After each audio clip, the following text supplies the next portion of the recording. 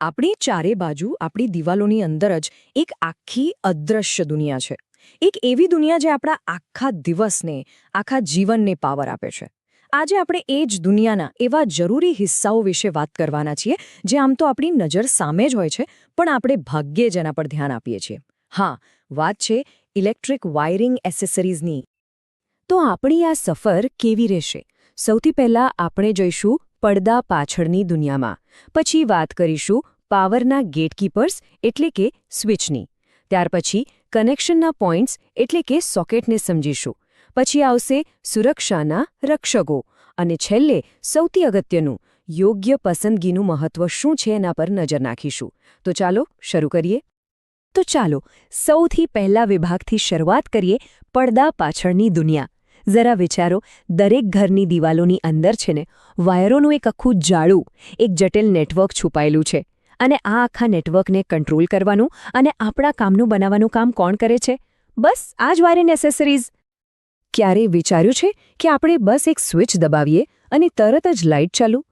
તો દિવાલની અંદર એવું તો શું થતું હશે? આ કોઈ જાદુ નથી હો, આ તો એન્જિનિયરિંગનો એક નાનકડો પણ અદ્ભુત કમાલ છે. અને એ જે સ્વિચ છે ને, એ આખા મોટા નેટવર્કનો સૌથી પહેલો અને સૌથી મહત્વનો હિસ્સો છે. તો સવાલ એ છે કે આ વાયરિંગ એસેસરીઝ છે શું? એકદમ સાદા શબ્દોમાં કહું તો એ એવું કોઈ પણ ડિવાઇસ છે જે આપણને ઘરની આખી ઇલેક્ટ્રિક સિસ્ટમ સાથે જોડે છે અથવા એને કંટ્રોલ કરવા દે છે. જેમ કે સ્વિચ, સોકેટ, ફ્યુઝ, આ બધું જ. એમ પણ કહી શકાય કે એ વીજળી અને આપણી વચ્ચેનું એક સ્માર્ટ ઇન્ટરફેસ છે. ચાલો હવે વાત કરીએ આપણી પહેલી અને સૌથી કોમન એસેસરીની, સ્વિચ. આને છે ને પાવરના ગેટકીપર્સ કહી શકાય. મતલબ કે વીજળીના પ્રવાહના દરવાજાના રખેવાળ. જો સ્વિચનું કામ બહુ જ સિમ્પલ છે, પણ એટલું જ ઇમ્પોર્ટન્ટ. એ શું કરે? એ એક ઇલેક્ટ્રિક સર્કિટને કાં તો જોડે છે કાં તો તોડે છે. એકદમ સરળ ઉદાહરણ આપું, જેમ પાણીનો નળ હોય ને, જે પાણીના ફ્લોને કંટ્રોલ કરે, બસ એ જ રીતે સ્વિચ વીજળીના ફ્લોને કંટ્રોલ કરે છે. સ્વિચ ઓન કરી એટલે સર્કિટ પૂરી થઈ અને કરંટ વહેવા લાગ્યો. હવે બધી સ્વિચ એક સરખી નથી હોતી. અલગ અલગ જરૂરિયાત માટે અલગ અલગ સ્વિચ હોય છે. જેમ કે વન વે સ્વિચ, જે એક જ જગ્યાએથી લાઇટ પંખો ચાલુ બંધ કરે. પણ તમે દાદર પર જોયું હશે, નીચેથી લાઇટ ચાલુ કરો અને ઉપર જઈને બંધ કરી શકો. ત્યાં કામ આવે છે ટુ વે સ્વિચ. આ સિવાય ડોરબેલ માટે બેલ પુશ અને લાઇટની રોશની ઓછી વધતી કરવા માટે ડિમર સ્વિચ પણ આવે છે. સ્વિચની વાત થઈ ગઈ. હવે આવીએ સોકેટ પર. આ છે કનેક્શનના પોઈન્ટ્સ. આ એ જગ્યા છે જ્યાંથી દિવાલમાંથી પાવર સીધો આપણા ટીવી, ફ્રિજ, મોબાઈલ ચાર્જર આ બધા ડિવાઇસમાં પહોંચે છે. સાચું કહું ને તો સોકેટ વગર આ બધા મોંઘા ઉપકરણો ખાલી ડબ્બા જ છે, ખરું ને? સોકેટ તમે જોયા હશે. મુખ્યત્વે બે ટાઈપના હોય છે, 2 પિન અને 3 પિન. 2 પિન તો ઓછા પાવરવાળા ડિવાઇસ માટે બરાબર છે. પણ અહીંયા જે સૌથી અગત્યની વાત સમજવાની છે એ છે 3 પિન સોકેટ. એમાં જે ત્રીજો અને થોડો મોટો પિન હોય છે ને, એ શોપીસ નથી, એ છે અર્થિંગ માટે. હવે આ શું કરે? માની લો કે કોઈ ઉપકરણમાં ગરબડ થઈ અને કરંટ લીક થવા લાગ્યો, તો આ અર્થિંગ પિન એ ખતરનાક કરંટને તરત જ સેફલી જમીનમાં ઉતારી દે છે અને આપણને જીવલેણ ઇલેક્ટ્રિક શોકથી બચાવે છે. એટલે જ યાદ રાખજો, ફ્રિજ, ગીઝર, વોશિંગ મશીન જેવા હેવી એપ્લાયન્સીસ માટે હંમેશા 3 પિન સોકેટ જ વાપરવું. ચાલો હવે મળીએ આપણા ઘરના ઇલેક્ટ્રિકલ નેટવર્કના સાયલેન્ટ ગાર્ડિયન્સને, એટલે કે અદૃશ્ય રક્ષકોને. આ એવા ડિવાઇસ છે જે ઓવરલોડ કે શોર્ટ સર્કિટ જેવી ખતરનાક સિચ્યુએશનમાં ચૂપચાપ આપણું રક્ષણ કરે છે. પહેલાંના જમાનામાં ફ્યુઝનો ઉપયોગ થતો તો યાદ છે? જેમાં જો કરંટ વધી જાય તો અંદરનો પાતળો તાર ઓગળી જતો અને પછી એને બદલવો પડતો. પણ હવે એની જગ્યાએ આવી ગઈ છે MCB, એટલે કે મિનિએચર સર્કિટ બ્રેકર. MCBનો સૌથી મોટો ફાયદો શું છે? એ ટ્રિપ થઈ જાય તો બસ એક સ્વિચની જેમ પાછી ઉપર કરી દો એટલે કામ પૂરું. એને બદલવાની ઝંઝટ નહીં. અને હા, એ જૂના ફ્યુઝ કરતાં ઘણી વધારે સેન્સિટિવ અને ફાસ્ટ પણ છે. અને MCBનો જે સૌથી મોટો પ્લસ પોઈન્ટ છે ને, એ છે એની સ્પીડ. એ સેકન્ડના પણ નાના ભાગમાં ઓવરલોડ કે શોર્ટ સર્કિટ જેવી કોઈ પણ ગરબડને પકડી પાડે છે અને તરત જ પાવર કટ. આનાથી શું થાય? વાયર ગરમ નથી થતા અને આગ લાગવાનો જે ભયંકર ખતરો છે ને એ ટળી જાય છે, જે આપણા ઘર અને આપણા પરિવારની સેફટી માટે સૌથી જરૂરી છે. તો અત્યાર સુધી આપણે અલગ અલગ એસેસરીઝ વિશે તો જાણી લીધું, પણ જ્યારે એને ખરીદવાનો સમય આવે ત્યારે સાચી પસંદગી કરવી બહુ જ જરૂરી છે, કેમ કે આ નિર્ણય સીધો આપણી સેફટી સાથે જોડાયેલો છે. તો જ્યારે પણ તમે ખરીદી કરવા જાઓ ત્યારે આ 3 વસ્તુઓની એક ચેકલિસ્ટ મગજમાં રાખજો. નંબર 1, ISI માર્ક છે કે નહીં એ ચેક કરો. એ ક્વોલિટી અને સેફટીની ગેરંટી છે. નંબર 2, એનું મટીરિયલ કેવું છે?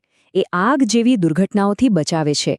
અને નંબર 3, જે સૌથી વધુ ઇમ્પોર્ટન્ટ છે, એ છે સાચી એમ્પિયર રેટિંગ.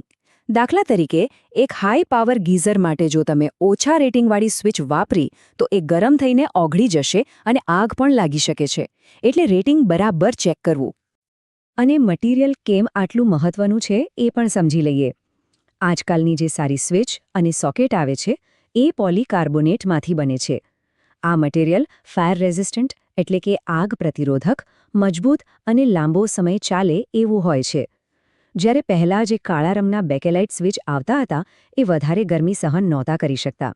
એમાં તિરાડ પડી જતી અથવા તો પીગળી જતા. એટલે જ પોલીકાર્બોનેટ હંમેશા એક સેફ ચોઇસ છે. અને અંતે એક વાત ગાંઠ બાંધી લેવા જેવી છે. સુરક્ષા એ કોઈ વિકલ્પ નથી. એ વીજળીના કામમાં પ્રાથમિકતા છે. થોડાક રૂપિયા બચાવવા માટે ક્વોલિટી સાથે ક્યારે કોમ્પ્રોમાઇઝ ન કરવું. તો આ બધી ચર્ચા પછી એક સવાલ મનમાં આવે છે. આજે આપણે સ્માર્ટ હોમ્સના જમાનામાં જીવી રહ્યા છીએ, બરાબર ને? તો વિચારો, ભવિષ્યમાં આ નાની પણ ખૂબ જ મહત્વની એસેસરીઝનો રોલ કેવી રીતે બદલાશે?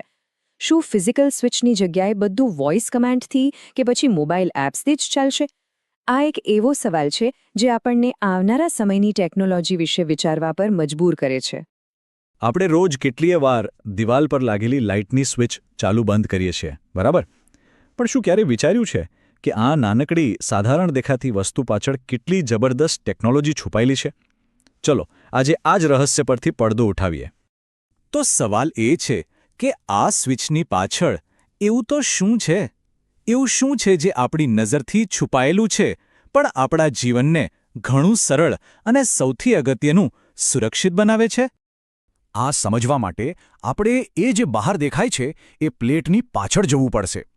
અહીંથી જ આપણી આખી સફર શરૂ થાય છે, જ્યાં એક ક્રાંતિકારી વિચાર, એક મોટો આઈડિયા છુપાયેલો છે. અને એ આઈડિયા છે મોડ્યુલારિટી. હવે આ શબ્દ થોડો અઘરો લાગે, પણ એનો કોન્સેપ્ટ એકદમ સિમ્પલ છે. તમે લેગોના બ્લોક્સ જોયા છે ને? જેમ આપણે અલગ અલગ ટુકડા જોડીને કંઈ પણ બનાવી શકીએ, બસ એ જ રીતે મોડ્યુલર સિસ્ટમ કામ કરે છે. અલગ અલગ ભાગોને જોડીને આપણી જરૂરિયાત મુજબનું સ્વિચબોર્ડ તૈયાર થઈ જાય. છે ને કમાલની વાત? તો આ સિસ્ટમ કામ કેવી રીતે કરે છે? જુઓ, એના મુખ્યત્વે 3 ભાગ છે. પહેલી છે ફેસ પ્લેટ, જે આપણને બહારથી દેખાય છે. એની પાછળ હોય છે માઉન્ટિંગ ફ્રેમ, જે આખા સ્ટ્રક્ચરને પકડી રાખે છે. અને સૌથી મહત્વના છે મોડ્યુલ્સ, એટલે કે આપણી સ્વિચ, સોકેટ કે ફેન રેગ્યુલેટર, જે આ ફ્રેમમાં ફિટ થાય છે. અને આ સિસ્ટમની સૌથી મજાની વાત એ છે કે દરેક ભાગ એકબીજા સાથે એકદમ સરળતાથી બસ એક ક્લિક સાથે જોડાઈ જાય છે. આનાથી એક એવી સિસ્ટમ બને છે જેને આપણે ગમે ત્યારે આપણી જરૂરિયાત મુજબ બદલી શકીએ. એક જ પ્લેટ પર સ્વિચ અને સોકેટ બંને જોઈએ છે, કોઈ પ્રોબ્લેમ નહીં. પણ આ બધું આટલી સરળતાથી અને આટલું સુરક્ષિત રીતે કેવી રીતે શક્ય બને છે? એનો જવાબ છે કેટલાક નિયમોમાં. એવા નિયમો જે આપણને દેખાતા નથી પણ આપણી સુરક્ષા માટે ખૂબ જ જરૂરી છે. ચાલો આ અદૃશ્ય સુરક્ષાના કવચને સમજીએ. ખાલી 1 મિનિટ માટે વિચારો કે જો આવા કોઈ નિયમો, કોઈ સ્ટેન્ડર્ડ જ ન હોત તો શું થાત? દરેક કંપની પોતાના અલગ માપની સ્વિચ બનાવતી જે એકબીજા સાથે ફિટ જ ન થતી. એ કેટલું જોખમી અને અવિશ્વસનીય હોત. પણ આ સ્ટેન્ડર્ડ્સને કારણે આપણને એક એવી દુનિયા મળી છે જે સુરક્ષિત છે, ભરોસાપાત્ર છે. અને આ સ્ટેન્ડર્ડ્સ કોઈ નાની-સૂની બાબતો નથી. અહીં દરેક વસ્તુ પર ધ્યાન અપાય છે. મટીરિયલની ક્વોલિટી, મતલબ કે પ્લાસ્ટિક, એવું હોવું જોઈએ જે આગ ન પકડે. દરેક ભાગનું માપ એકદમ ચોક્કસ હોવું જોઈએ, જેથી કોઈપણ બ્રાન્ડની સ્વિચ કોઈપણ પ્લેટમાં ફિટ થઈ જાય. ઇલેક્ટ્રિક શોક ન લાગે એની ખાતરી, અને હજારો વખત ચાલુ બંધ કર્યા પછી પણ એ બગડે નહીં એવા ટેસ્ટિંગ પણ થાય છે.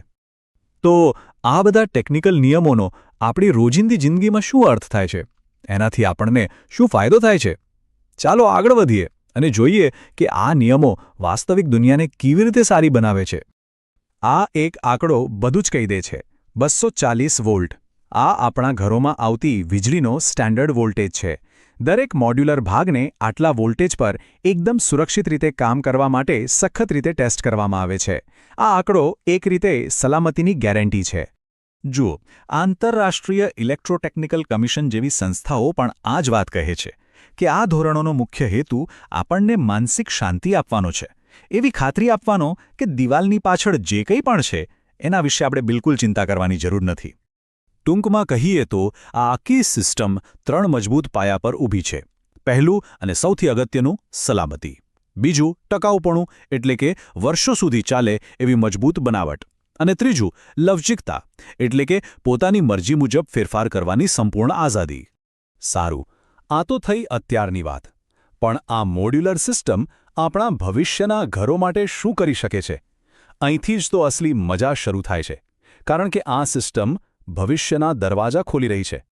આ એક મોટો વિચાર પરિવર્તન છે.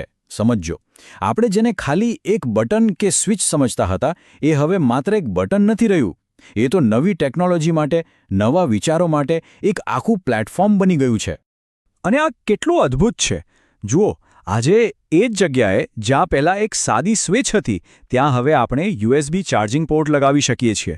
અથવા તો સ્માર્ટ ડિમર, જેને અવાજથી કંટ્રોલ કરી શકાય, કે પછી એક એવું સેન્સર જે રૂમમાં કોઈ આવે ત્યારે આપોઆપ લાઇટ ચાલુ કરી દે. અને સૌથી મોટો ફાયદો શું છે ખબર છે? આ બધા અપગ્રેડ માટે દિવાલ તોડવાની કે નવું વાયરિંગ કરવાની કોઈ જ ઝંઝટ નહીં. બસ જૂનું મોડ્યુલ કાઢો અને નવું લગાવી દો. થઈ ગયું ઘર સ્માર્ટ. તો આજના વિશ્લેષણના અંતે એક વિચારવા જેવો સવાલ: જો એક સાધારણ દેખાતી સ્વિચ આજે એક પ્લેટફોર્મ બની શકે છે, તો જરા કલ્પના કરો કે આવનારા સમયમાં આપણે આપણી દિવાલોમાં બીજું શું શું જોડી શકીશું. આની શક્યતાઓનો ખરેખર કોઈ અંત નથી. આ વિડીયોમાં મજા આવી? જો તમને આ વિડીયો ગમ્યો હોય તો તેને લાઇક કરો અને તમારા અન્ય મિત્રો સાથે પણ શેર કરો.